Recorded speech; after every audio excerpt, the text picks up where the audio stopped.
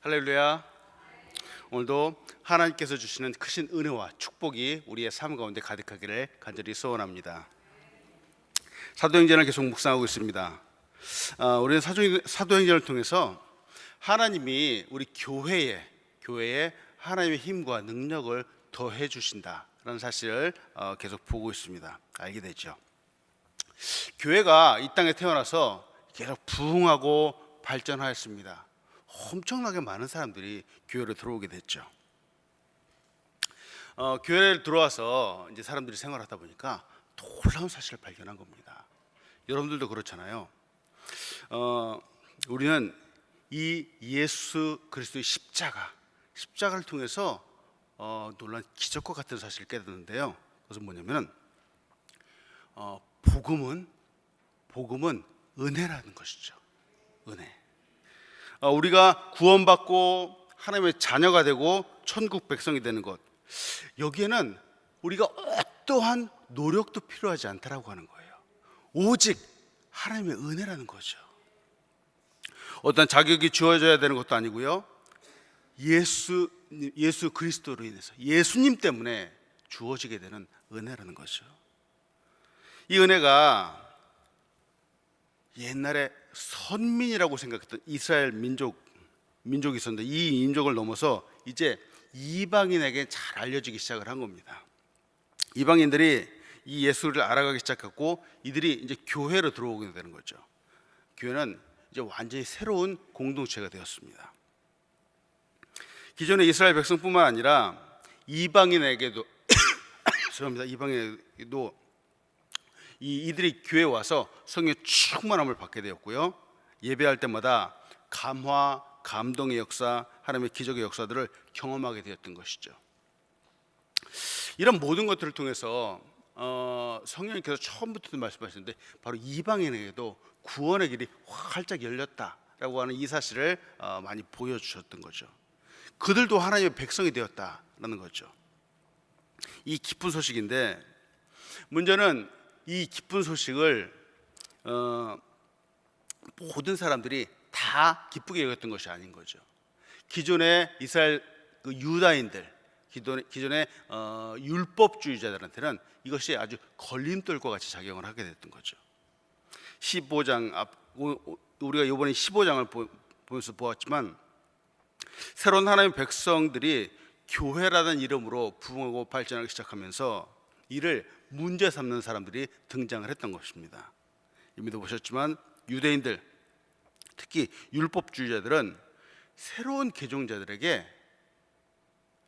이들을 가만히 놔두면 안 되겠다, 뭔가 걸림돌을 주어야 되겠다 해서 이 새로운 개종자들한테 너희가 정말 하나님의 백성이 되기 위해서는 할례를 꼭 받아야 된다, 그리고 모세가 주는 이 율법을 정말로 하나도 틀림없이 다 지켜야 된다라고 하나의 조건을 내걸기 시작한 겁니다. 문제는 이 율법주의자들도 말이죠, 자기들도 그 율법들을 온전히 지키지 못했으면서 말이죠, 새로운 사람들한테 그렇게 주장을 하게 되었던 것이죠. 이로 인해서 예루살렘에서 종교회의가 열리게 되죠. 그리고 그 종교회의에 대한 결과가 편지로 작성을 하게 되었습니다. 그리고 오늘은 그 편지가 바로 사람들 앞에서 읽혀지는 것으로 그 내용을 시작하게 되죠. 오늘 본 말씀을 통해서 같이 나누고 싶은 것은, 하나님은 우리가 또 다른 사람들을 위로하는 사람이 되기 원하시는 분이라는 겁니다. 하나님이 우리 그리스도인들에게 원하는 것, 우리 교회에 원하시는 것이 있습니다. 바로 위로하는 사람이 되라는 거죠. 하나님이 우리의 위로자가 되십니다. 이 사실을 믿으십니까? 아멘. 그렇죠. 하나님이 우리의 위로자가 되시죠. 보혜사, 성령님을 주시어 우리를 위로하시는 분이죠. 보혜사라고 하는 뜻은 파라클레토스라고 하는데요, 이 원래 뜻은 돕는 자이다, 중재자이다, 변호자이다, 그리고 위로자이다 라고 하는 이런 뜻을 갖고 있습니다. 하나님께서 죄에 얽매였던 사람들에게 자유함을 주시고 위로함을 주셨습니다. 또 믿음의 여정을 가는 사람들을 돕고 변호하시고 이들에게 힘을 주시는 것이죠. 이 부분을 묵상하면서 하나님께서 이렇게 우리에게 은혜를 주시는데 우리는 또한 이 부분을 잘 알고 닮아가고 실천해야 하지 않을까라는 생각이 드는 것이죠. 예루살렘 공회가 편지를 써주었습니다. 편지를 써줬는데 그 편지가 유다와 실라의 손에 들려서 바로 안디옥 교회에 도착을 하게 되었습니다. 그리고 안디옥 교회 이제 사람들 다 모아놓고 바로 사람들 앞에서 이 편지를 읽기 시작을 하는 거죠. 근데 이 편지가 읽혀질 때 사람들의 반응이, 오늘 본문에 나오는데 사람들의 반응이 바로 위로를 받았다는 거예요. 위로를 받고 기뻐하였다라고 하는 겁니다. 오늘 본 말씀 사도행전 15장 30절에서 32절은 이렇게 말합니다. 그들이 작별하고 안디옥에 내려가 무리를 모은 후에 편지를 전하니 읽고 그 위로한 말을 기뻐하더라. 유다와 실라도 선지자라 여러 말로 형제를 권면하여 굳게 하였다라고 말하죠. 누가는 이 안디옥 교회의 모습, 안디옥 교회가 있었는데 안디옥 교회의 모습을 이렇게 말합니다. 이 안디옥 교회는 가르치기를 잘하는 교회, 그리고 열심히 있는 교회라고 이렇게 표현을 했던 적이 있습니다. 우리가 잘 알죠. 안디옥 교회에, 안디옥에 있는 이 사람들을 보고 이 세상 사람들이 처음에 야, 이들은 정말 그리스도인이다 라고 하는 이 명칭이 안디옥 교회를 보고 처음에 생긴 거예요. 안디옥 교회가 얼마나 열심히 있는 교회인지 바로 세상에 보여주는 교회이죠. 이 안디옥 교회는 최초로 이방인 선교를 시작했던 교회입니다. 그리고 15장은 여기에서도 사람들이 이 안에서 서로 여러 가지 의견을 가지고 이제 분쟁을 하기 시작하는 거죠. 할례를 받으라 그러니까 아니다 하고 말했는데 여러분 보시잖아요. 교회에 이런 문제들이 들어오면은 많은 건강하지 못한 교회들은 그 안에서 서로 싸우고 교회가 분열되게 되죠. 근데 이 안디옥 교회는 이 문제를 대하는 대처 방법이 남달랐다라고 하는 거예요. 이들이 서로 생각을 하고 회의를 해서 이것은 우리가 해결할 문제가 아니다. 사람들을 보내서 정말 이 문제에 대한 해결점을 찾자라고 해서 바로 바울과 바나바를 예루살렘 교회, 예루살렘에 파송을 했던 거죠. 이 문제를 바르게 해결하고자 하는 그런 열심히 있는 교회가 바로 안디옥 교회라고 했던 거죠. 이런 안디옥 교회가 율법주의자들로 인해서 잘못된 교훈, 교리들이 들어와서 물론 이들을 괴롭게 하였습니다. 은혜 가운데 신앙생활을 하고 있는데 율법주의자들에 의해서 그 은혜와 율법 사이에 혼란이 오고 있었던 거죠. 이것이 무거운 짐처럼 느껴지게 됐던 거죠. 사랑하는 여러분, 이 은혜는 말이죠, 참 복음은 말이죠, 자유를 주는 것이죠. 우리에게 참 자유를 줍니다. 우리도 처음 신앙생활을 할 때 아마 여러분 그런 경험을 했을지 모르겠습니다. 한국에는 전통신앙이라는 것이 있잖아요. 전통신앙은 과거 우상을 믿던 사람들이 정말 나의 최선을 다해서 노력을 해야지 이것이 지극정성으로 하늘을 움직인다라고 하는 이런 전통적인 그런 믿음이 있습니다. 그래서 정말 열심을 다하면 이 갸륵한 정성을 보고 정말 내가 아는 신이 나를 도와줄 것이다 라고 하는 이런 샤머니즘적이 있죠. 한국 교회도 그렇지만 이 옛날의 사람들도, 예수 믿는 사람들도 바로 이러한 모습들이 뒤에 깔려 있었던 겁니다. 예수 믿는 것도 이와 비슷하다고 착각했던 사람들이 많이 있었죠. 성경을 안 보면 큰 벌을 받는 줄 아는 거죠. 물론 잘 보아야 되겠죠. 기도하지 않으면 해를 당한다고 두려워하는 사람들이 있었습니다. 신앙생활을 자기 나름대로 오해하는 사람들이 많이 있다라고 하는 거죠. 여러분, 성경을 열심히 보아서 벌을 안 받는 것이 아니겠죠. 우리는 그 은혜에 감사해서 말이죠, 그 사랑에 감사해서 하나님 말씀을 사모하는 것입니다. 그 은혜에 감사해서 정말 하나님 말씀을 보고 또 감격하고 그러는 것이죠. 성경을 정말 그냥 열심히 보아야지 내가 벌을 받지 않는다, 이런 믿음을 가지고 보면 안 되겠죠. 또 주일 예배도 마찬가지잖아요. 한 번도 빠지지 않고 지극정성을 보이고 한 번도 빠지지 않고 그래야지 정말 하나님이 큰 복을 줄 거다, 이렇게 생각하는 사람들이 가끔가다 있다라고 하는 거죠. 근데 그게 아니라, 그렇잖아요. 우리는 유일하신 하나님께 감사와 찬양과 경배를 드리기 위해서 예배를 하는 것인데 말이죠. 예수 믿고 신앙생활을 한다는 것이 언제부터인가 의무가 되고 또 율법적이 되고 은혜와 감격이 사라지게 되면 말이죠, 예수 믿는다는 것이 때때로 무거운 짐과 같이 다가오게 될 수도 있다는 거죠. 기쁨이 사라지게 되는 거죠.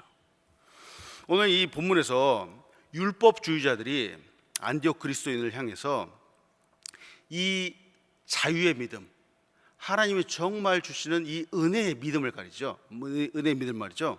이처럼 율법적인 의무로 바꾸려고 했다는 거죠. 형식적으로 바꾸려고 했다는 거죠. 바나바와 바울을 통해서 또 유다 신라를 통해서 가져오게 된 이 편지의 내용이 그런 형식적이고 율법적인 것이 아니다, 정말 하나님의 은혜다라는 사실을 사람들에게 말해주고 있는 거죠.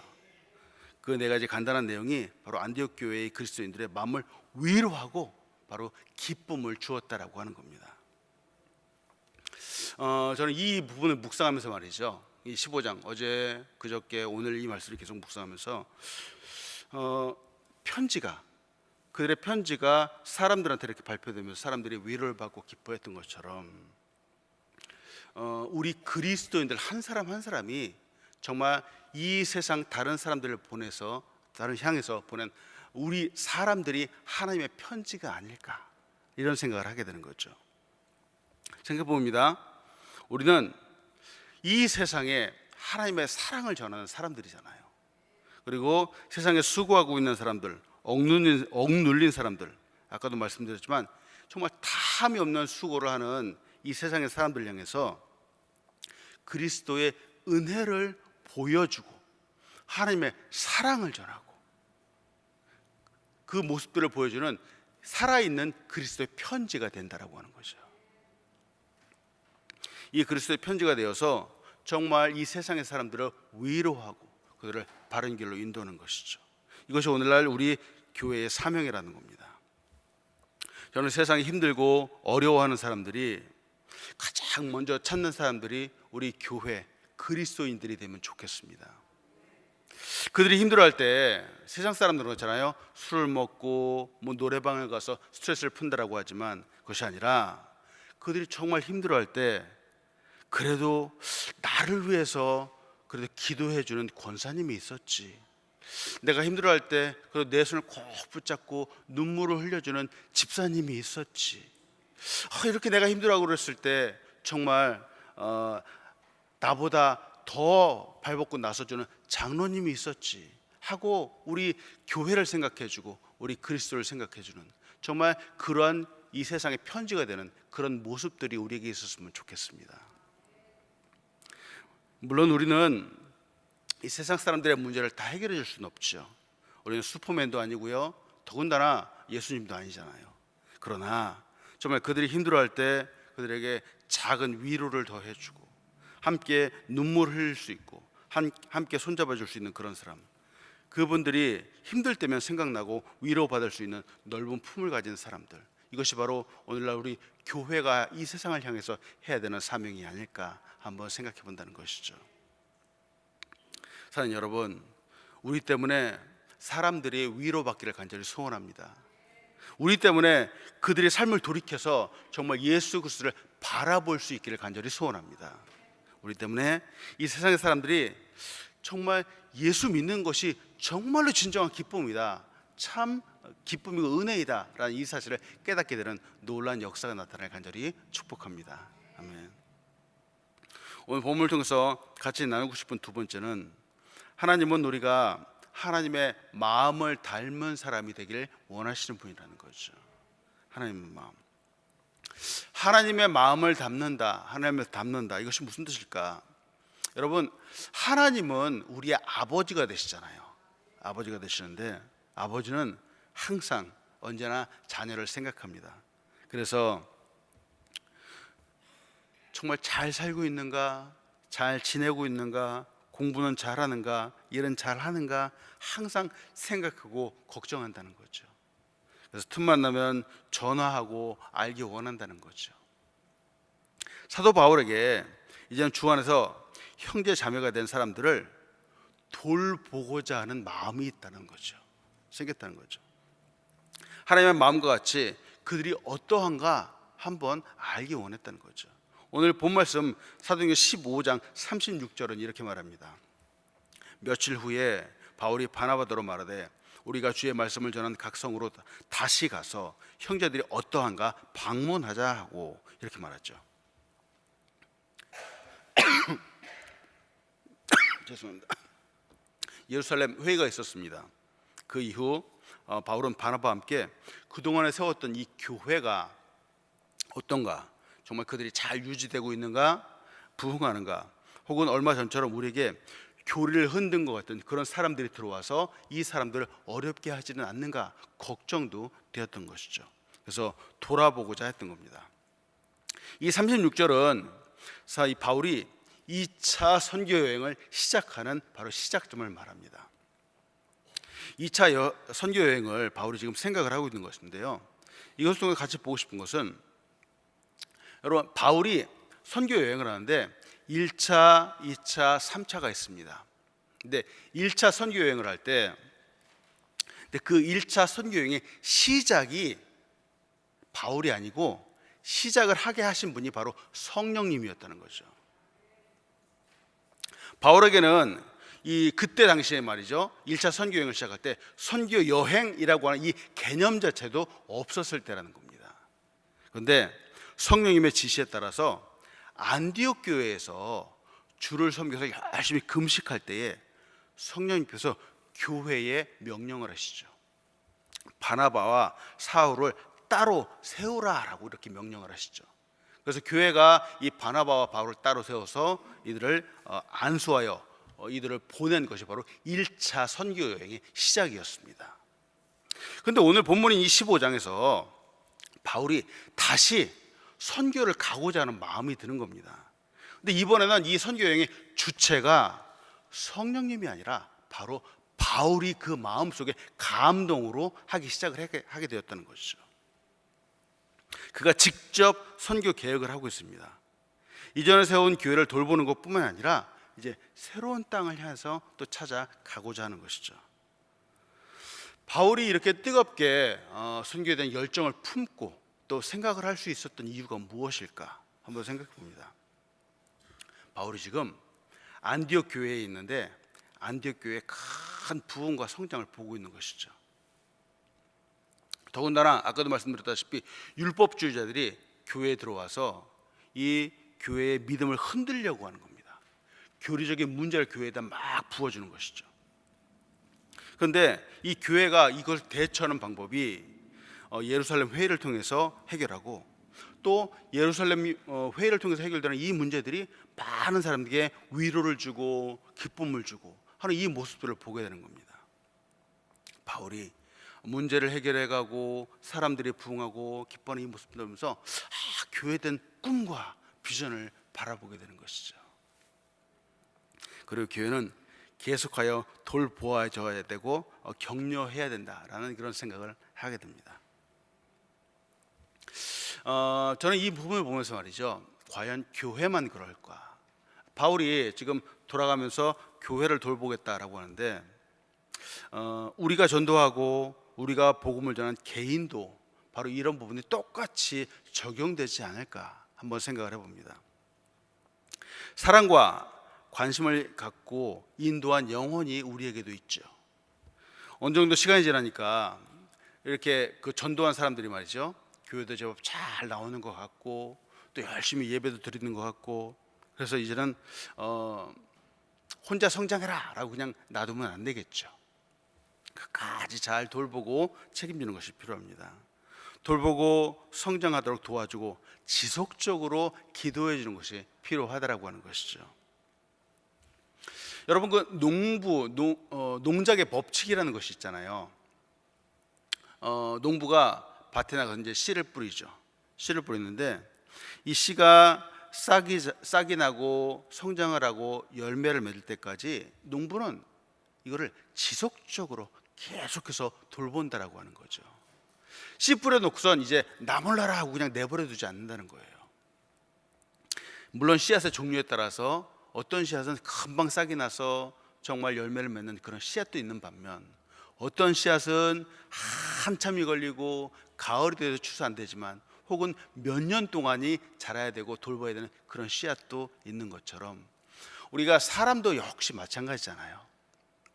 어떤 사람은 몇 년 동안 정말 지속적으로 했지만 나중에 그렇게 성장한 사람이 아주 큰 열매를 맺는 그런 경우들도 종종 보게 된다는 거죠.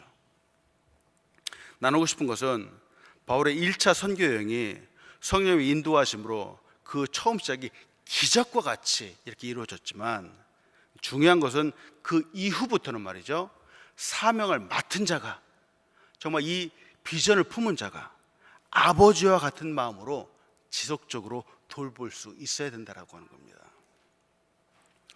교회도 그렇고 사람도 그렇다라고 하는 거죠. 우리가 잘 알고 있는 것처럼 교회는 건물이 아닙니다. 교회는 사람이죠. 구원받은 성도들의 모임이 바로 우리 교회이죠. 근데 이 구원받은 성도 한 사람 한 사람이 어느 누군가의 지속적이고 계속되고 끊임없는 사랑과 관심을 통해서 믿음으로 굳게 서는 것이 필요합니다.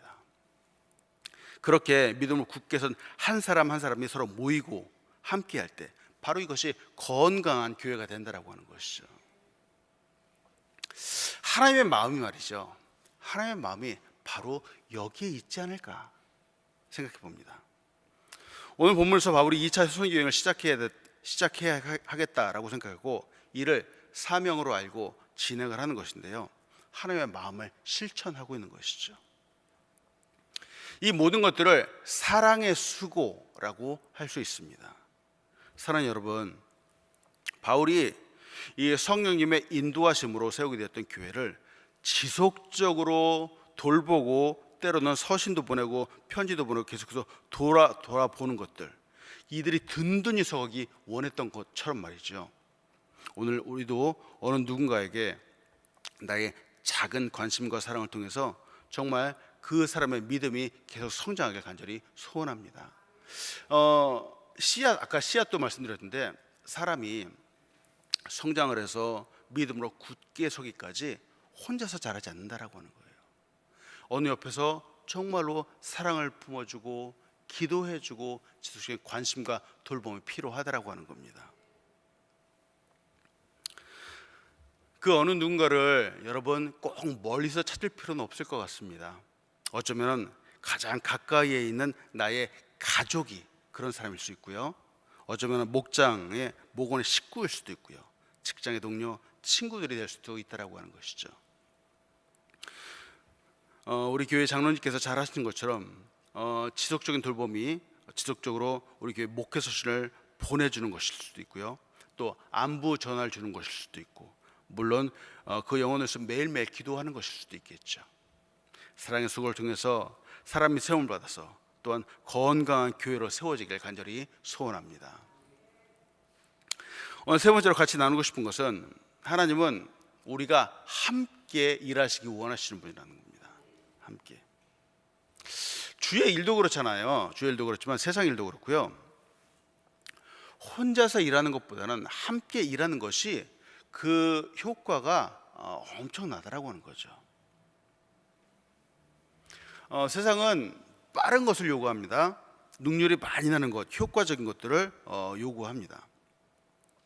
이런 것들을 목표로 해서 움직이는 것이 바로 세상의 법칙인데요, 이런 세상적인 기준으로 본다면은 오늘 이 성경 본문에 등장하는 이 예들은 그렇게 좋은 예 같지는 않습니다. 바울이 2차 선교 여행을 생각을 하죠. 그런데 여러분 보시잖아요, 먼 거리를 가서 사람들을 돌보고 교회를 돌보고 이제 돌아오는 건데, 혼자 가면 말이죠, 혼자서 하면은 말로 후딱 다녀올 수 있잖아요. 빨리 다녀올 수 있잖아요. 혼자서 가게 되면 비용도 적게 들고요, 시간도 절약되게 들고 힘도 덜 들고 잠시 후에도 보이겠지만 서로 싸울 일도 없잖아요. 근데 성경은 이 선교 여정을 가는데 꼭 둘 혹은 그룹으로 같이 가라라고 우리에게 도전을 하고 있다라고 하는 겁니다. 우리가 오늘날도 이제 우리 교회도 지금 단기 선교 팀들이 가고 있잖아요. 단기 선교를 가는데 혼자서 가지 않고요. 적게는 4명, 8명, 10명 이상의 팀들이 움직인다는 거죠. 왜냐하면 보세요. 팀들이 함께 갈 때 비행기표를 끊는 것도 힘들고 함께 여러 가지 문제점들이 있잖아요. 그래도 혼자 가지 않는다라고 하는 거예요. 왜냐하면 여기에 하나님의 원리가 담겨져 있기 때문에 그렇죠. 이 하나님의 일은, 특히나 이 하나님의 일들은 혼자서 하지 않고 하나님이 함께 하라라고 우리에게 명령하신다는 거죠. 오늘 본 말씀 사도행전 15장 37절로 41절은 이렇게 말합니다. 바나바는 마가라 하는 요한도 데리고 가고자 하나 바울은 밤빌리아에서 자기들을 떠나 함께 일하러 가지 아니한 자를 데리고 가는 것이 옳지 않다 하여 서로 심히 다투어 피차 갈라서니 바나바는 마가를 데리고 배 타고 구브로로 가고 바울은 신라를 택한 후에 형제들에게 주의 은혜의 부탁함을 받고 떠나 수리아와 길리기아로 다니며 교회들을 견고하게 하니라. 바울과 바나바가 처음에 이 선교 여정을 계획을 했습니다. 바울의 2차 선교 여정을 바나바가 적극적으로 찬성을 하고 나선 거죠. 바나바는 이때 마가라고 하는 요한을 데리고 함께 가자라고 바울에게 제안을 하죠. 이 요한은 바나바의 친척입니다. 사촌입니다. 이 마가라고 하는 요한은 이 바울의 1차 선교 여행 때에 밤빌리아에 있는 버가까지 동행을 했던 사람입니다. 근데 거기에서 예루살렘으로 돌아간 사실이 있는 그런 사람이죠.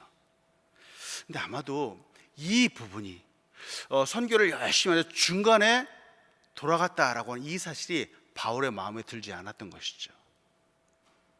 바울의 신뢰를 얻지 못했습니다. 요한을 데려가자라고 하는 이 바나바에게 바울은 안 된다, 그를 함께 갈 수 없다라고 해서 이 바울과 바나바가 아주 심히 싸운 겁니다. 서로 다툰 겁니다. 보세요. 선지자들도 그렇고 목사들도 그렇고 이런 선교사들도 그렇고 서로 싸울 수 있습니다. 서로 마음에 들지 않는 것이 얼마든지 있을 수 있다는 거죠. 바울은 주장하는 바가 있죠. 이것은 사람의 일이 아니다.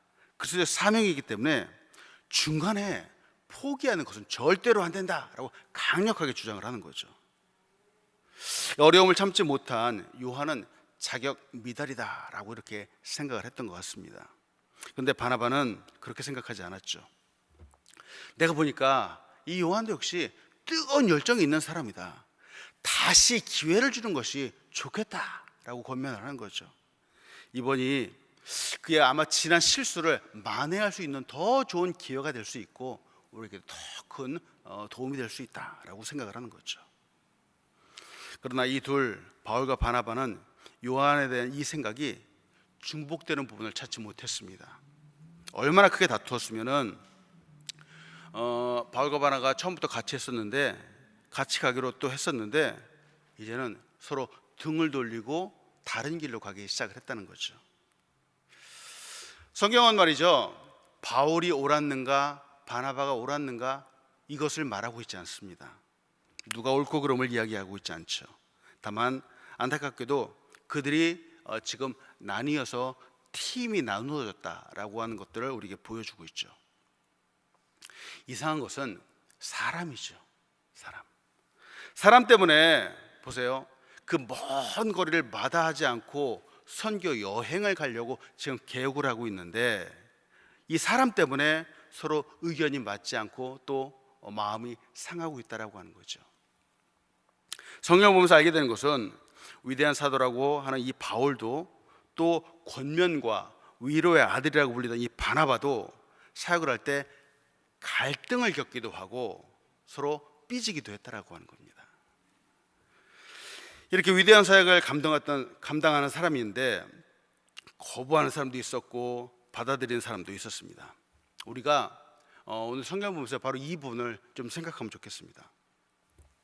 하나님은 우리를 차별하거나 구분하시는 분이 아니죠. 하나님은 우리 모두를 다 품을 수 있는 그런 분입니다. 그런데 우리 사람들은 그렇지 않다라고 하는 거죠. 사도라고 하는 사람들에게도 용납되는 사람이 있었고 또 거부할 수 있는 사람이 있었다라고 하는 겁니다. 재미있는 것은 서로 화내고 용납하지도 못하고 분열되었지만 나중에 말이죠. 나중에 이들은 다시 만나게 되었고 나중에 다시 만났을 때 이들은 서로 화해하게 되었다는 거죠. 지금 당장은 너무 힘들고 마음이 어렵지만 이들이 나중에 만났을 때는 서로 위로해주고 서로 그 사역을 북돋아주고 서로 큰 도움이 되는 그런 사람으로 발전하였다라고 하는 겁니다. 나중에는 이 요한은 말이죠, 훗날 바울의 큰 동역자가 되었습니다. 바울의 많은 사역에 큰 도움을 주게 되었고 바울이 이를 아주 고마워하게 되었다는 거죠. 바울은 이때 화냈던 것을 미안하게 생각합니다. 2차 선교 여행을 떠나는 바울과 바나바는 서로 갈라졌습니다. 그러나 그들은 또 다른 사람으로 팀을 구성해서 바로 선교 여행을 떠나고 있다는 거죠. 바나바는 마가를 데리고 구브로로 가게 되었고 바울은 실다를 데리고 수리아와 길리기아로 가게 되었습니다. 여기서 중요한 것은 무슨 일을 하든지 함께 하는 것이 중요하다고 하는 겁니다. 전도할 때도 그렇고 교회 사역을 할 때도 그렇고 심지어 성경을 볼 때도 여러분 함께 성경을 볼 때 훨씬 잘 보게 된다는 사실 여러분 아시죠? 우리 교회에 몇 년 전서부터 하고 있는 그 성경 보기 운동이 있잖아요. 카톡으로 할렐루야 보내는 거. 여러분도 매해마다 다짐을 하잖아요. 올해는 내가 꼭 성경 일독을 할 거야. 그렇지만 혼자서 열심히 다짐하라고 성경 일독을 한다고 하지만 창세기 지나고 출애굽기 지나면 어느새부터 이제 오늘 못 봤네, 내일 보지, 이렇게 하고 넘어가는 거죠. 그런데 함께 성경을 읽고 있던 짝이 있으면 말이죠, 그 짝이 오늘 성경 보면 딱 읽고 할렐루야 보면 나도 도전이 되어서 오늘 성경을 한 번 더 보게 된다는 거죠. 보세요, 성경을 보는 이것만 하더라도 짝이 있을 때, 함께 할 때 말씀을 더 잘 보게 된다는 겁니다. 모든 일이 마찬가지잖아요. 물론 혼자서 열심히 잘하는 것도 있겠지만 함께 할 때 거기서 나타나는 효과는 더 배가 된다라고 하는 거죠. 처음에는 함께 할 때 갈등도 생기기도 하고 힘들어 보이지만 하나님은 우리가 함께 일하는 것을 원하시는 분이라는 사실을 믿으시기 바랍니다. 이런 말이 있습니다. 빨리 가려면 혼자 가고 멀리 가려면 함께 가라라고 하는 말이 있죠. 그렇잖아요. 혼자서 하면 빨리 할 수 있을지 모르겠습니다. 그런데 멀리 가려면 함께 해야 된다라고 하는 거죠. 일을 탁월하게 잘하는 것도 중요하겠지만 더 중요한 것은 함께하는 사람들이, 이 사람들이 말이죠, 일보다 더 소중하다라고 하는 겁니다. 하나님은 우리가 또한 다른 사람들을 위로하는 사람들이 되기 원합니다. 우리 그리스도인들 한 사람 한 사람이 바로 그리스도의 편지라는 사실을 여러분 기억하시기 바랍니다. 그래서 우리의 모습, 우리의 말, 우리의 행동 하나하나가 너무너무 중요하다라고 하는 거죠. 말씀 마치면서 하는 것은 우리가 그리스도의 편지이기 때문에 세상이 힘들어하고 어려워하는 사람들이 가장 먼저 찾는 사람이 바로 우리가 되면 좋겠다라고 하는 겁니다. 우리 교회, 우리 그리스도인들이 되면 좋겠다라고 하는 것이죠. 그들을 위로하는 사명이 바로 우리에게 있기 때문입니다. 하나님은 우리가 하나님의 마음을 닮아가는 그런 사람이 되기 원하시는 분이라는 거죠. 씨를 뿌린 농부는 그 씨가 자라고 그 씨가 열매를 맺기까지 지속적으로 돌보아 준다라고 하는 것처럼 한 사람이 정말 믿음으로 성장해서 그리스도 온전히 서기까지 어느 누군가는 지속적으로 돌보아주고 지속적으로 기도해주고 끊임없는 사랑과 관심으로 굳게 하는 그런 사랑의 수고가 있었다라고 하는 것이죠. 이렇게 굳게 믿음으로 선 사람들이 모였을 때 바로 건강한 교회, 아름다운 교회가 되는 것입니다. 하나님은 우리가 함께 일하기 원하시는 분이라는 사실을 믿으시기 바랍니다. 사람 때문에 기뻐하기도 하고 또 사람 때문에 실망하기도 합니다. 그러나 하나님은 여전히 우리 사람들을 통해서 일하시는 분이죠. 우리가 부족하지만 서로 협력하여서 선을 이루기 원하시는 분이 바로 우리 하나님이십니다. 바로 내 옆에 있는 사람이 하나님이 나에게 주신 동역자라는 사실을 믿으시기 바랍니다. 여러분, 오늘도 이 사도행전의 말씀을 통해서 우리에게 주신 사명을 생각하면서 하루를 승리하는 귀한 날이 되길 간절히 축복합니다.